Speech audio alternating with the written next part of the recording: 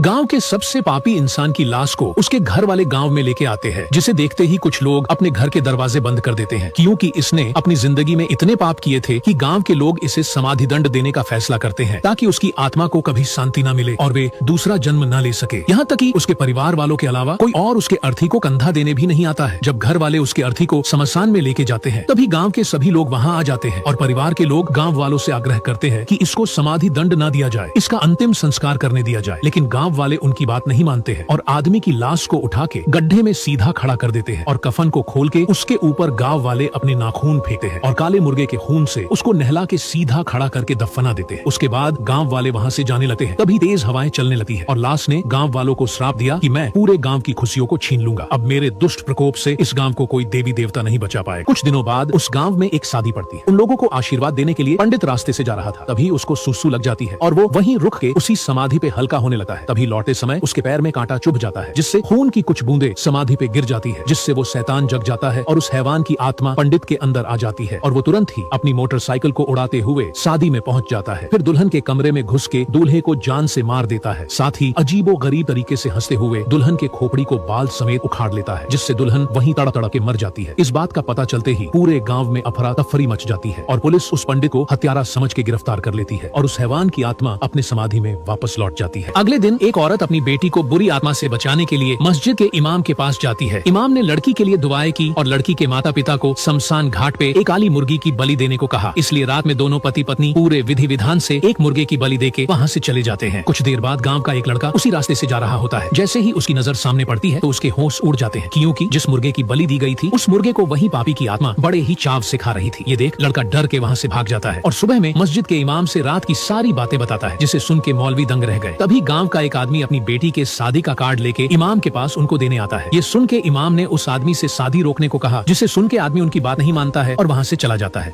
पिछले भाग में हमने देखा था कि रात को शमशान में अचानक ही उस पापी आत्मा की साइकिल उठ खड़ी हुई और बिना किसी सवारी के गांव का चक्कर लगाने लगी। अगले दिन शमशान घाट पे परिवार के लोग रोते हुए आते हैं और उसकी अस्थि पे मटन और दारू रख के चले जाते हैं। कुछ देर बाद उस पापी की आत्मा बाहर निकली और बड़े ही चाव से दारू के साथ मटन को खाने लगी। अगले दिन उस गाँव में एक शादी थी, जहाँ गाँव का सरपंच बेटी के बाप से झगड़ा करने के बाद वहाँ से गुस्से में जाने लगता है। उसी रात सरपंच दारू पी के अपने घर जा रहा होता है, तभी उसको सूसू लग गई और वे नशे के हालत में जाके उसी समाधि पे हल्का होने लगा। लेकिन लौटे समय अचानक ही उसके पैर में कांटा चुभ गया, जिससे खून की कुछ बूंदें अस्थि पे गिर गई। खून मिलते ही वे पापी आत्मा सरपंच के अंदर आ जाती है और सरपंच तुरंत अपने ट्रैक्टर को उड़ाते हुए उसी शादी में पहुंच गया। लेकिन घर में पूरा परिवार सोया हुआ था, इसलिए आत्मा ने अपनी शक्ति से देखा कि दुल्हन अपने पति के साथ मक्के के खेत में सोई हुई है। जिसके बाद पापी आत्मा ट्रैक्टर को उड़ाते हुए वहां जाता है और जोरदार टक्कर मारी, जिससे दोनों गिर गए। फिर आत्मा ने दूल्हे को जान से मार दिया और अपने शैतानी रूप में हंसते हुए लड़की के मुंह में भुट्टा डाल के लड़की को जिंदा जला देता। अगले दिन जब ये बात गाँव वालों को पता चली, तब वे लोग लड़की के कत्ल के आरोप में सरपंच के साथ साथ पंडित को भी पेड़ से बांध के पीटने लगे। वे दोनों गांव वालों से गुहार करते रहे कि ये खून हमने नहीं किया है, लेकिन कोई भी उन दोनों की बात नहीं माना। उसी बीच मस्जिद का इमाम आके बोलता है कि इन दोनों ने कुछ नहीं किया, बल्कि ये काम उस पापी की आत्मा ने करवाया है, जिसका सबूत गांव वालों के सामने सीसीटीवी कैमरे में मौजूद एक वीडियो दिखाता है, जिसमें रात के समय एक साइकिल बिना किसी सवारी के गाँव का चक्कर लगा रही थी। लेकिन आत्मा की बात को झूठा साबित करने के लिए एक पुलिस वाला रात में उस पापी के समाधि के पास रुकने को बोलता है और उसने सभी पुलिस वालों को वहाँ से जाने को बोल दिया। लेकिन जब वे लोग अगली सुबह ऑफिसर को देखने आए, तब वे देखते हैं कि उसकी एक आंख गायब हो गई है, साथ ही पीछे से उसके पीठ को कोई नोच खाया। ये बात पूरे गांव में आग की तरह फैल गई। उसी रात समाधि के पास एक साइकिल उठ खड़ी हुई और बिना सवारी के पूरे गांव का चक्कर लगाने लगी और जो इंसान उस पापी के साइकिल देख लेता, अगली सुबह उसकी तबीयत खराब हो जाती थी। परेशान गाँव के लोग उस पापी की पत्नी से मिलने जेल में पहुंचे, जिसे समाधि दंड दिया गया था और गाँव के लोगों ने उसकी पत्नी से जब समाधि दंड की बात बताई तो वो चीख पड़ी और गाँव वालों को बुरा भला बोलने लगी।